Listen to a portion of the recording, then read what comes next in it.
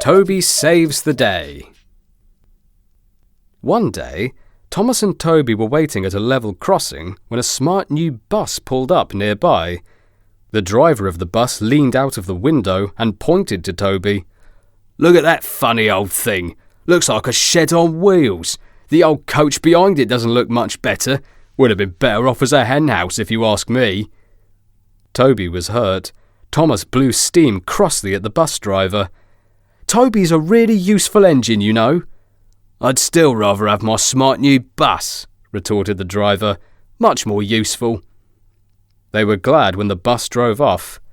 "Take no notice, Toby," soothed Thomas.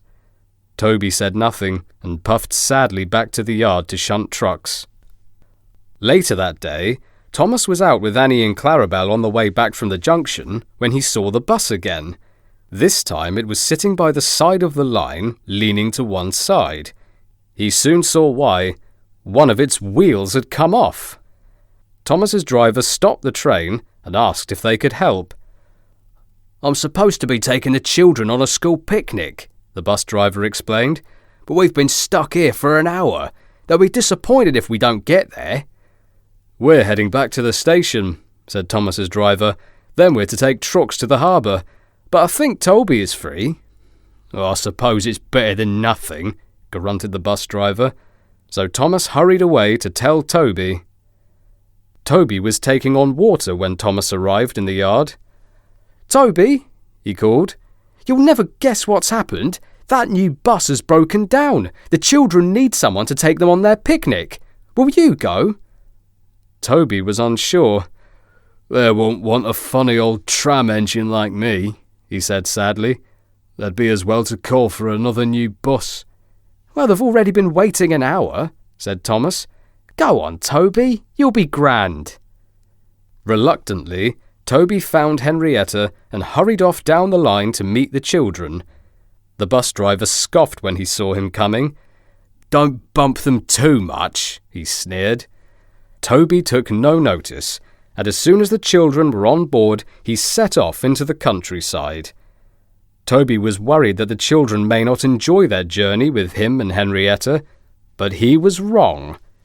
Toby went at the right pace for the teacher to point out interesting sights along the way, and the children soon began making a song to the sound of the clickety-clack of Henrietta's wheels and Toby's rhythmic chuffing. Toby even joined in with a ring of his bell. "This is the best outing ever," said one of the children.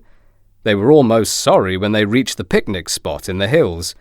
The children had a wonderful picnic and spent the afternoon playing games and eating their food under a big oak tree, while Toby sat contentedly in a siding watching them. At the end of the day, they heard a familiar sound pulling up from the roadside. It was the smart new bus and the rude driver. "All aboard," he called. "I'm here to take you home. You won't need to ride in that funny old engine again." But the children refused to get back on the bus. "Toby and Henrietta are far more fun than your bus," they called to him. "We want to go back with them instead." The bus driver was surprised, and so was Toby. "I have some time to spare before I need to go and collect the quarryman. I'd be glad to take you." The children sang as Toby chuffed along. They laughed when they saw the bus trundling along beside the railway line, empty. The driver didn't look so pleased with himself now. The children got off at the top station, and the bus driver was kept waiting until they all said a special goodbye to Toby and Henrietta. "Thank you for a lovely day, Toby," they said. "We don't think you're funny or old-fashioned at all. Next time we go on a picnic, we want you to take us. You were the most fun of all." Toby was so pleased that he gave the children an extra loud ring of his bell, and they waved to him from the bus as it pulled out of the station. "Well done, Toby," smiled Thomas. "You're more useful than a shiny new bus any day."